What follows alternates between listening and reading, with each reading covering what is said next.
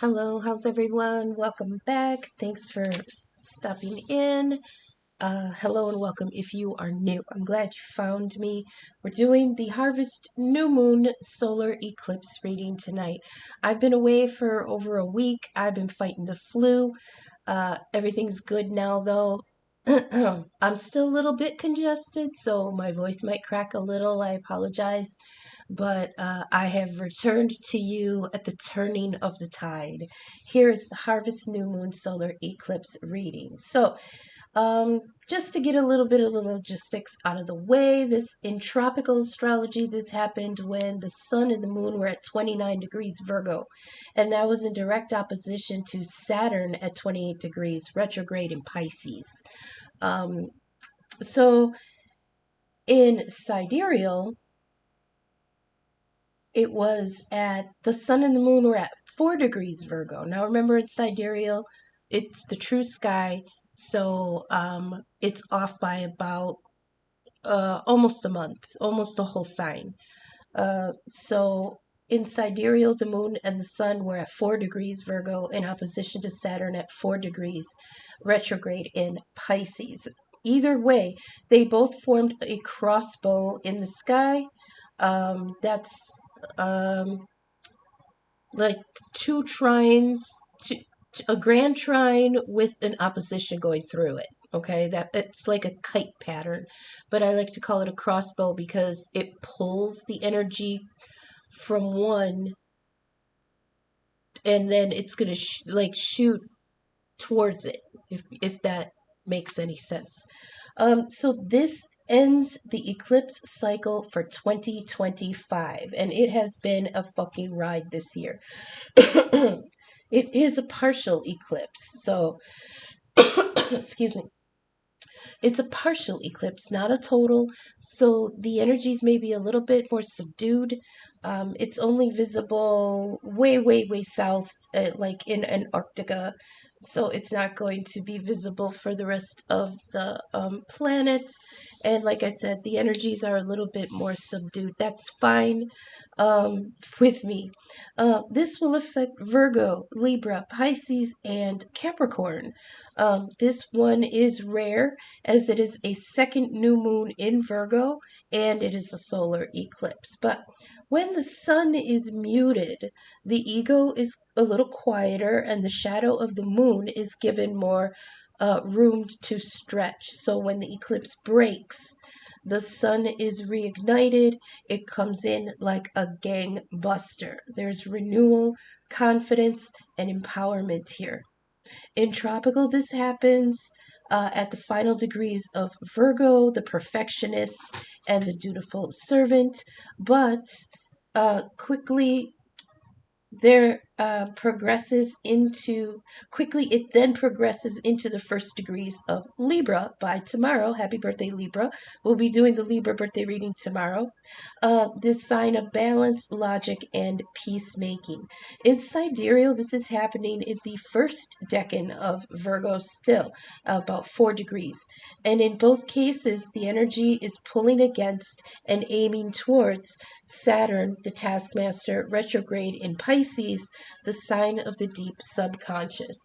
So, what I did for the reading is I went through the deck. We're using the Tarot of the Divine by Yoshi Yoshitani. This is the one that's all fairy tales and mythology.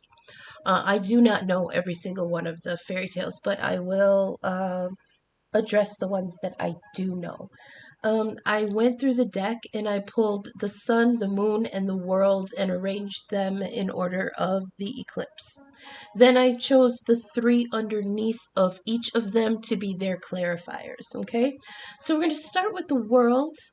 I'm starting with the world because this is kind of where it's anchoring. It all anchors here with the world. And the world card represents a culmination, very appropriate for being the ending of the eclipse cycle for the year, with this bombastic solar eclipse happening.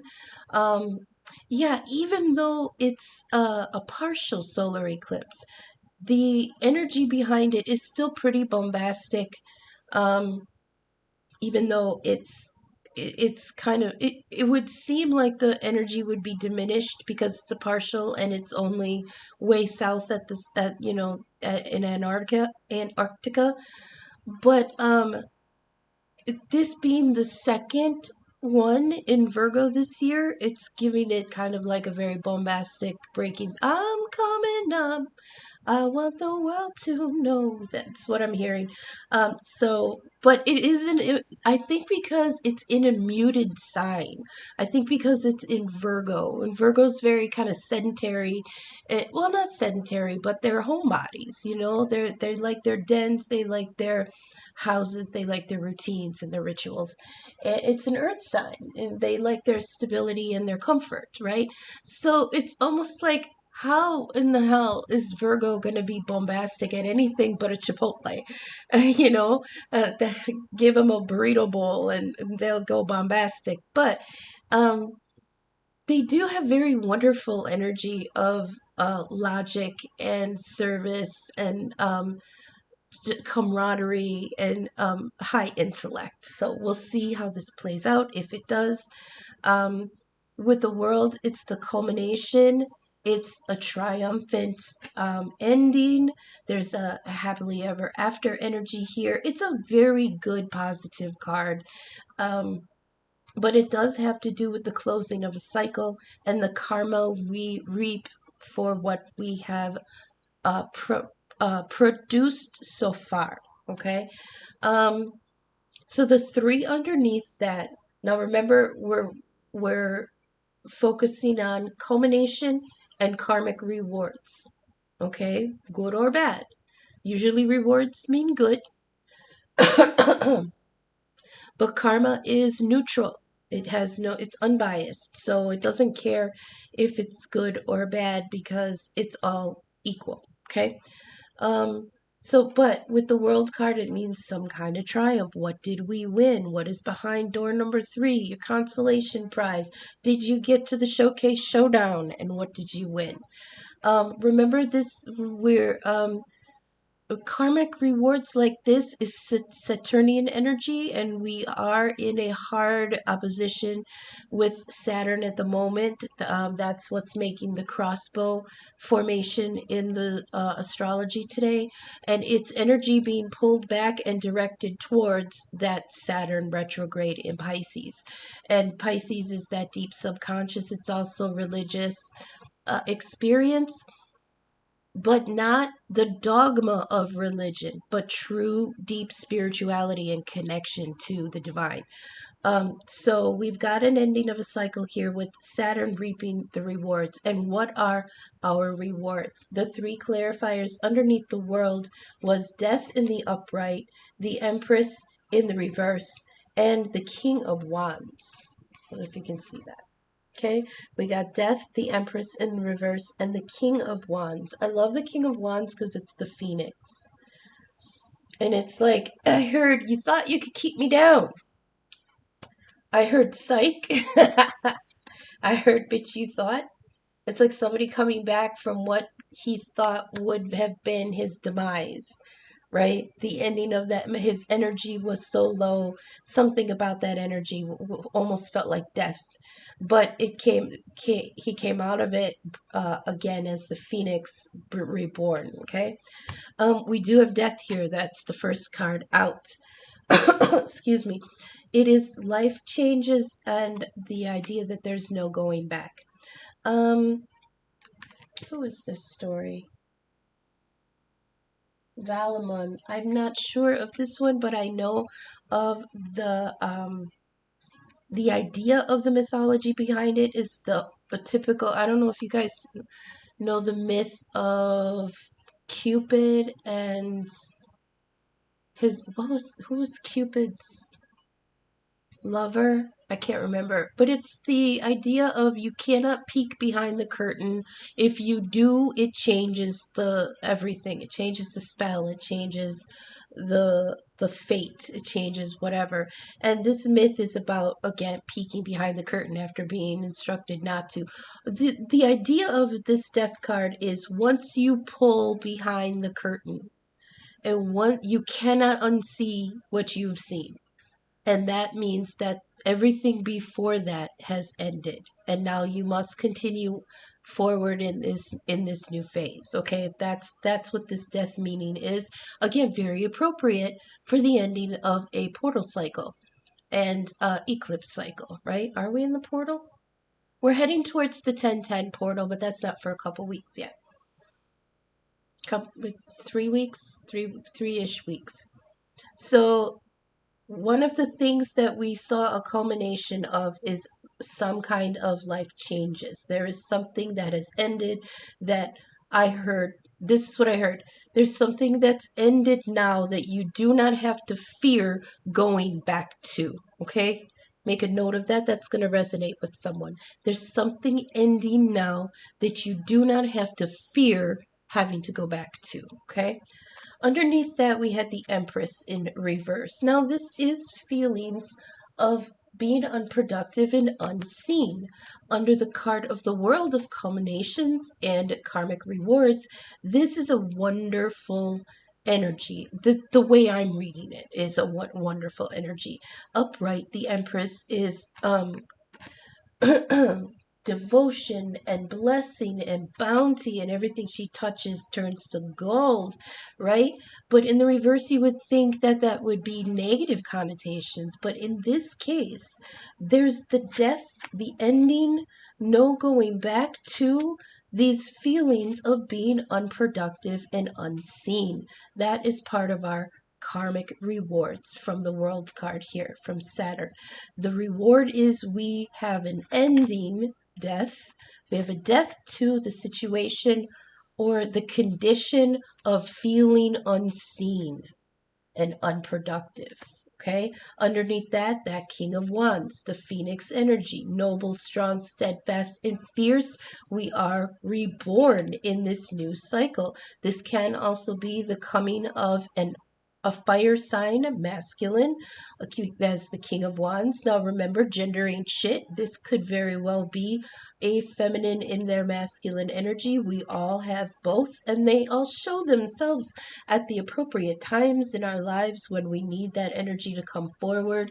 We're blessed that we can have both to draw on, right? Excuse me, let me take a drink.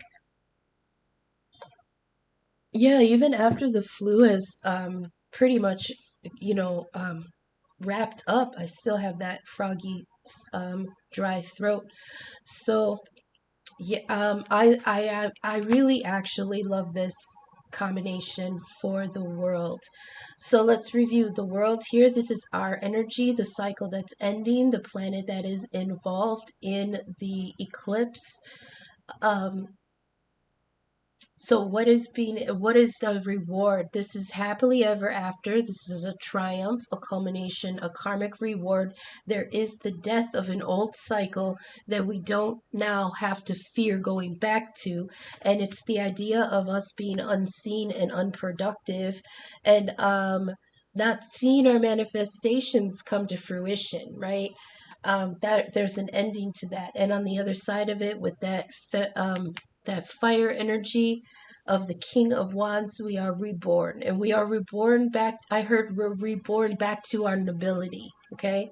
But you have to do the work. I always have to stress that. As long as you did the work, stayed steadfast. That's one of the qualities of the King of Wands. Stayed fierce. Um, this new energy is coming in to I love it. I love it. So let's go to the sun. The sun is what is illuminated, what is being illuminated, what is being produced. This is success, vitality, rebirth, okay? And like I said, when the eclipse energy breaks, it's going to enter into 1 degree Libra. So that's going to be a whole new rebirth cycle. And I love it because that's getting reborn, busting through and giving energy and vitality to a season of peacemaking, compromise, and logic prevailing, aesthetic prevailing, functioning in a higher vibration of relationships and love. So with the sun, what are we looking at out? Let's see. We've got the Hierophant in the reverse. I do like this. I do. Because this is the ending of oh, well, this is somebody being inflexible. Okay, dogmatic and extreme.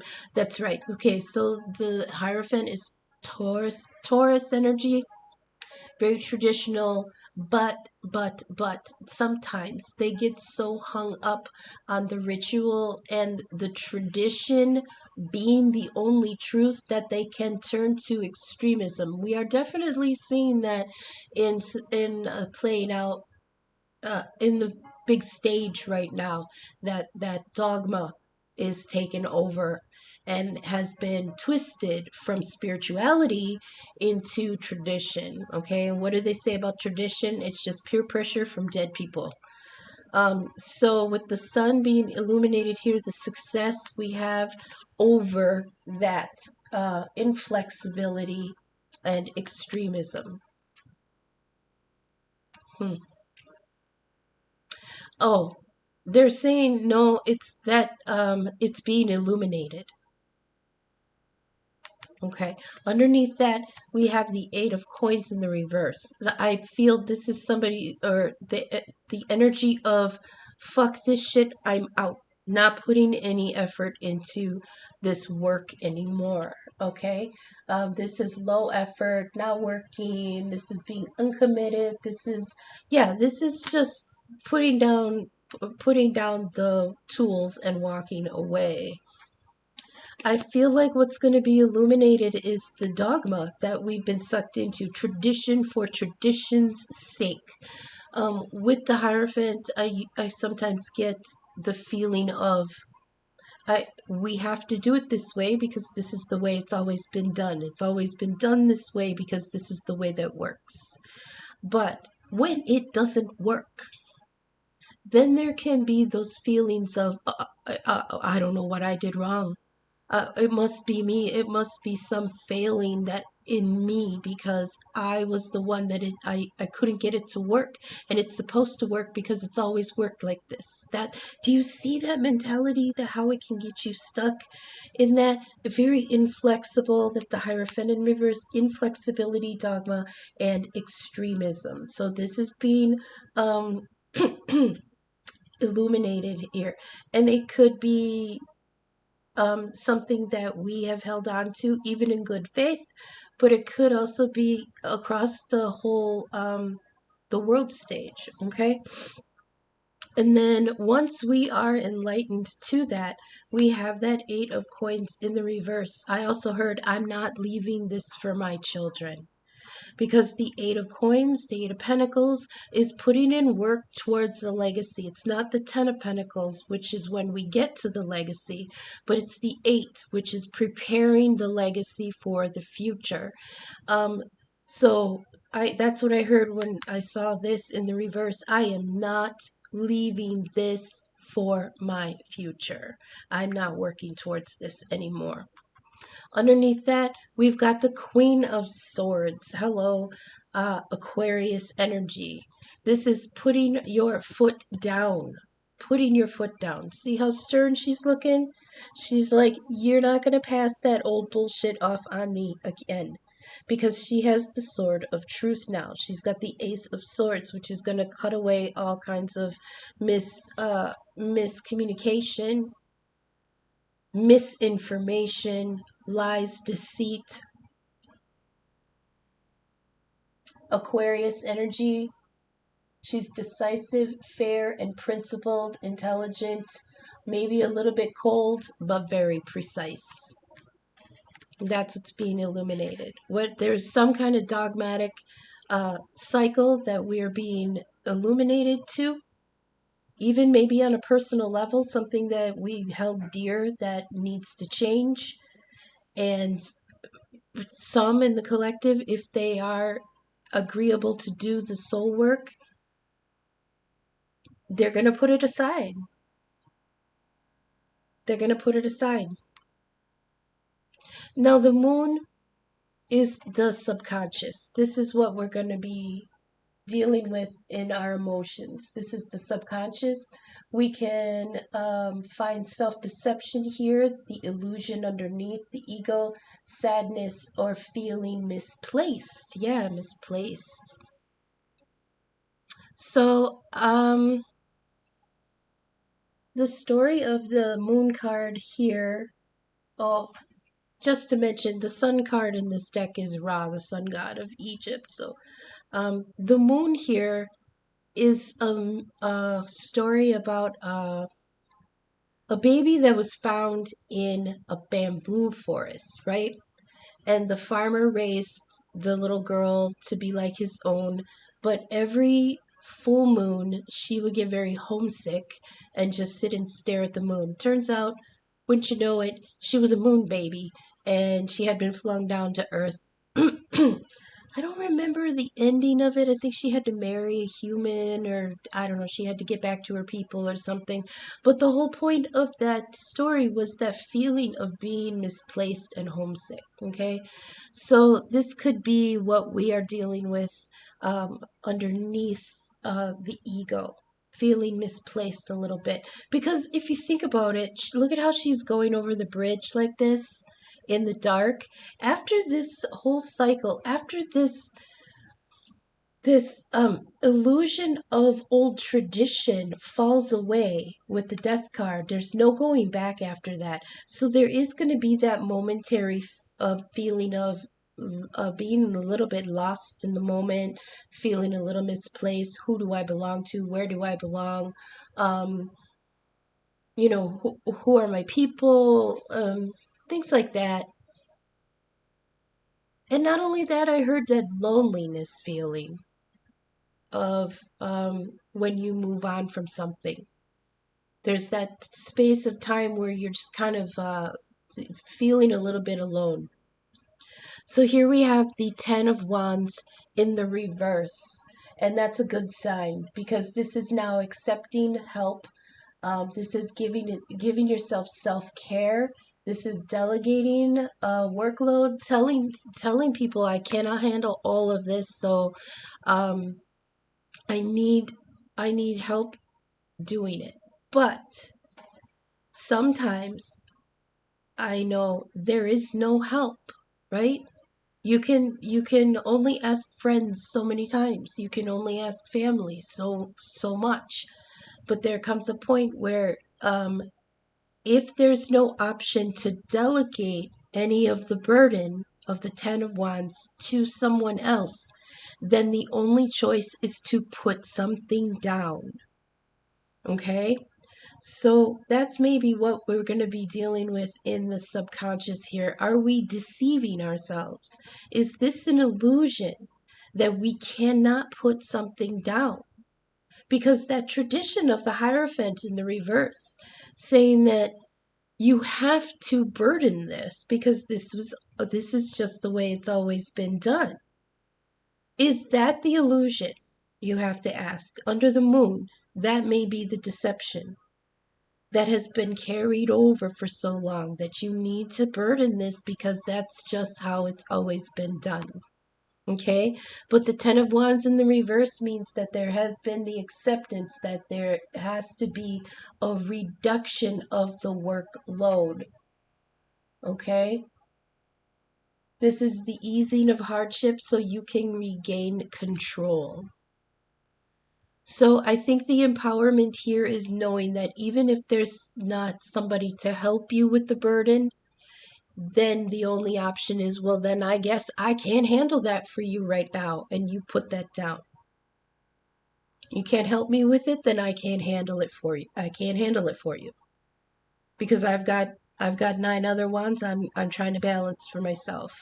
If you can't manage your own, I can't hold it for you anymore because I'm overburdened. Okay? Underneath that, we've got judgment in the reverse. And this is repeating cycles, mistakes, and lessons. Reflect and forgive yourself. Yeah, because you've done this too many times before. You've done this too many times. Every time it comes back, what they're showing me is maybe a family member that needs help all the time, right? But that's not the only thing. Could be work, it could be a project that keeps coming around, it could be a coworker that keeps needing help, it could be you putting too much pressure on yourself for some situation that you won't release yourself from, okay? And with this judgment in the reverse, this is telling you that this cycle may be coming around again.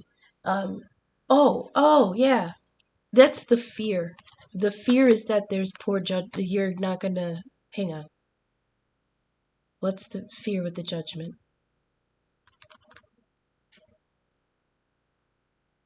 Oh, the fear here is that you stepping up and putting that down was poor judgments. Okay? But underneath that, we've got the tower in the reverse, which means you've averted disaster. Okay? You have averted disaster. There's avoidance here or delay. A delay of a disaster. Okay, now usually the tower is a good card in the upright because it means liberation from something that has grown around you but is empty, but still keeps you kind of imprisoned, right? The tower being destroyed is your liberation from that. In the reverse, the fear here, maybe the deception and the illusion, is that hang on a second. Oh boy.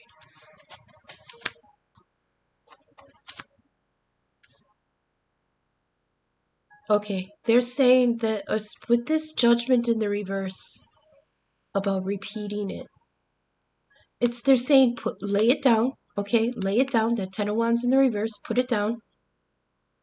Because if you don't put it down, that brings it back around with the judgment. Okay, a repeating cycle, a repeating mistakes, repeating your lessons. And if you do that, then it delays your liberation from that cycle. Okay? And this all is played in under the moon, which is this the fear of self-deception. Okay? So there is a cycle ending here. You have come to the truth of something with that death card. There's no going back from this ending, okay? But it's the ending of that feeling of being unproductive and unseen, and you're coming through it on the other side of that eclipse energy, coming into Libra season. You're coming in noble and strong, or a fire sign masculine is coming in noble, strong, and fierce. This would be Sagittarius energy, but any of the fire signs, Aries, Leo, or Sagittarius. It could be the season um, that this happens in. Aries is spring, Leo is summer, Sagittarius fall. The sun, the illumination is that there was dogma here that had to end. Okay? And once you realize that the dogma was not productive, sorry for stuttering. Once it's realized that the dogma is unproductive, it will be released because it's not something you want to build for your legacy, okay? And on the other side of that, you've got the Queen of Swords, Libra energy, Aquarius energy, illuminating that you can come at this very logical and fair and principled. This is a much more upright energy. Dealing with the subconscious and the fears and the emotions is the idea that the burden should not be put down because it's tradition that you carry the burden. But when you do that, you invite that cycle to repeat in your life and just reburden you, okay? And when you do that, you avert the liberation from that cycle. This is the fear of pain and avoidance of delaying or averting disaster. It's You think the tower is a disaster to destroy you, but it's not. It is the energy of liberation. It's that lightning from the sky. It's out from the divine, because with the tower card being a major arcana, and it's energy that we don't control, the divine has to step in and end this for you so you can be free. Okay, but in the reverse here, it's saying that we fear that that freedom is going to be a mistake. And that's what I have for that. So why don't we go ahead to the theme deck, and we'll get some last minute insight and advice, maybe a little clarity on something. If you dig my vibe, if you resonated with my messages, please go ahead and leave me a thumbs up. Like, share, subscribe, all that good stuff. I am available for personal tarot readings and birth chart inquiries, so my information is in the description. Email, Venmo, and Cash App. Yeah, there's something dwindling away here. That's too many. Let's get some final. Oh, okay. There's the moon again. No. Well, let's see what we have so far. Okay, first that popped out was the pin cushion. Sharp, precise projects and concentration. Okay, I'll get back to that. Then we had the mice. Mice popped out. And this is the nibbling away at the resources and the assets. All right, this is a slow decay, a waste. Be alert, be observant. This I feel like may be linked to that Eight of Coins in the reverse. There was something there in that Eight of Coins where it was the idea of, look at how much work I put into this, and it didn't bring me anything. It was disappointing. It was disappointing, and that played into that energy of, I am not working at this, blood, sweat, and tears just to leave nothing for my legacy for the future. So there's something nibbling away at the money. Okay. We got the key. Once closed doors may now be opened, you have the answers. I feel like that's the eclipse energy, and having to do with this underneath the sun here, the illumination of that dogma that's keeping you trapped, that you have the answers now. They want me to say part of the answer is that the mice, there's something nibbling away at it.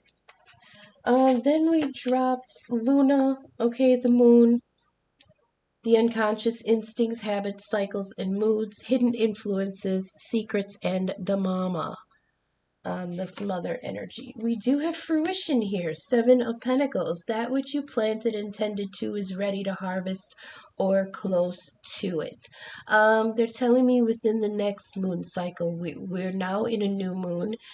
You can start new manifestations now.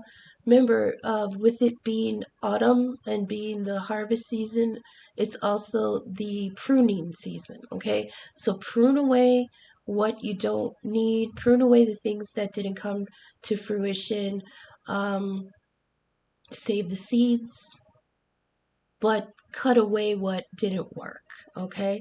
And in the next cycle coming from now until the full moon, that which you planted and tended to is ready to harvest or close to it. Okay, they want me to come back to the pin cushion. There's something here about wards, and wards are protections around yourself. They always remind me with this card about the needles. In the old days, needles were made of iron, and iron repelled negativity, but it was also very magnetic.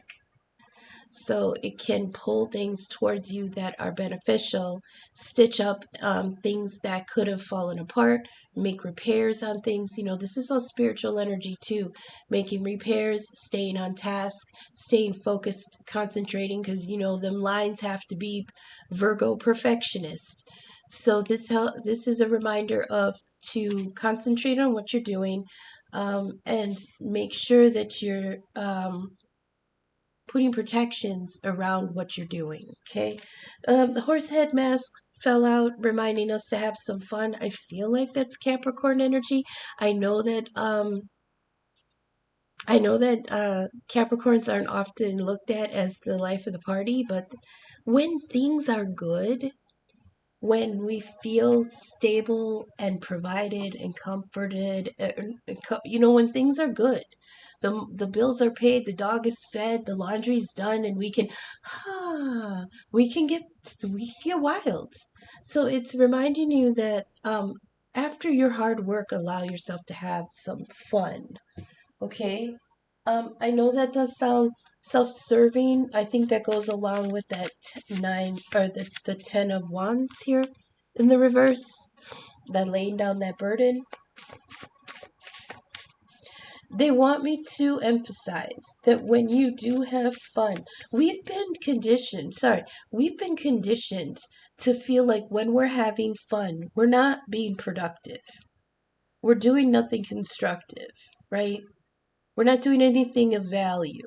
I mean, it's been ingrained in a lot of us that leisure was wasting time. Okay? But they want me to remind you that when you are in a celebratory energy, that raises the vibration of the things that you do. Because when you're celebratory, you are in a grateful energy. Thankful. I'm glad we're out. I'm glad we're having fun. Oh my God, I'm so glad to spend this time with you. Um, I love this food. When we're celebratory and we allow ourselves to have that fun, it actually cleanses our energy. It cleanses their vibration. It cleanses your um your outlook on things. And they always say the most important energy to put into your manifestations is positivity. So when you're in an energy of I gotta work, going to they're showing me the seven dwarves going, mining. um when you're in an energy of constantly being dour and being just nose down, you know almost reveling in that suffering, it it's a poison. That's negative energy. It's heavy, it's dark, it's cloudy, and that gets into your shit, that gets into the work you're trying to do. Okay. I remember asking someone to help me in the kitchen once, and they had a bad attitude about it. And I said, don't come into my kitchen and stir my food with that bad attitude, because it's going to affect the food. And they were like, that's a bunch of bullshit. That's not real. And I said, okay, you'll see. And at the end, when we had dinner, they were like, this doesn't taste right. And I said, because you stirred it with a bad attitude. Okay, when you mix in joy, that is more powerful in your manifestations than if you just mix in the hard work. Okay? Um, get a different one. I'm sorry, this is getting wordy, but it is an eclipse cycle, and uh, I have been away for a little bit. Oh, there's two here? Okay. Oh, okay. Well, tell me more about that. Tell me more about that. Oh, really? Interesting. Hey, wait a minute. Get back here. We might have some love coming in, or some kind of commitment. Now, we also have here the Tower, and it came out storm warning in the reverse. What was that over there about averting a disaster? Because you don't think you're going to be strong enough to take the pain at the when it happens, right? So remember, with this card, it says upheaval and restructuring cleanses away the old. Not all storms come to disrupt your life. Some come to clear your path. But right now, in our fears and deceptions, that's in the reverse. We may be blocking this we may be blocking our own freedom because we're afraid that the change will be too uncomfortable. Okay, we did here get the ring, romantic engagement or commitment, and then I got get ready. It's unlike Donkey Kong. They're coming out with boxing gloves. My goodness. Can we get more about that? Just a couple. Oh, okay. Oh, there's the couple. Hang on a second. They fell. Some readers don't take the ones that fall on the floor, but I do.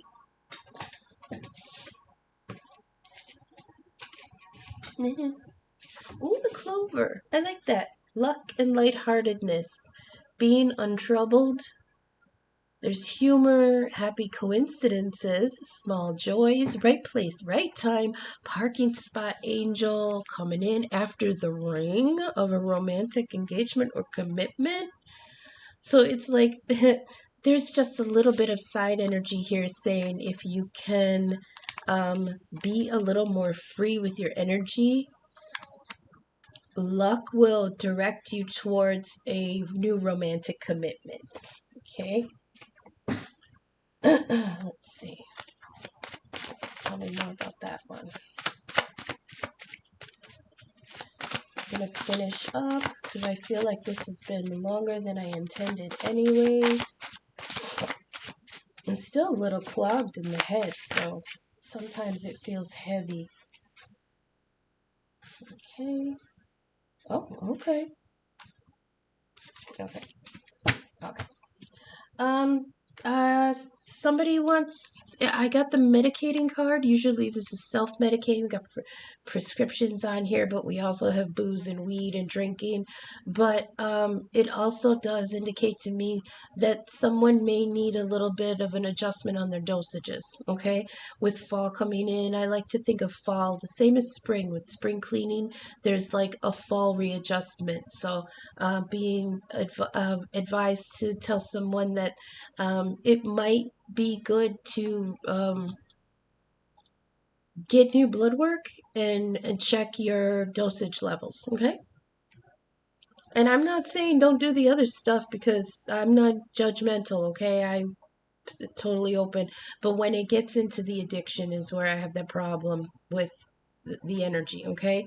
There's nothing wrong with having a joint and shot, you know, whatever. But make sure that's not the, I heard make sure that's not the only medication you're taking. Okay, now here we've got 555, the number of change. It says time for you to embrace change and follow a new path. Feel like that should be there with the key and the moon. And we also have 1010, personal development. There's awakening and enlightenment here, okay? That's sun energy and the world. This is keep your thoughts and focus on your soul mission and your life's purpose. And that reminds me of the pin cushion. Stay focused and concentrate. I heard every stitch affects the final product. Okay? Do we want one more? Let's get one more. Okay. Oh, okay. We've got 999. Completion coming. Yeah, the completion. We got 999 and 1010. Aspects of a situation are coming to an end, so preserve and purge. That's very Virgo energy. So that's what I have for you guys. I hope that resonated. I hope the messages found you for your highest good. Again, if you vibed with my content, please leave a like, share, and subscribe. We'll be back tomorrow with the Happy Birthday Libra reading. Lovely Libras, it's our season, but in sidereal it's still Virgo, so we'll do like a catch up or refresher for Virgo energy tomorrow too. So thank you for sticking with me so far until I see you again in the next reading. Okay, thanks, bye.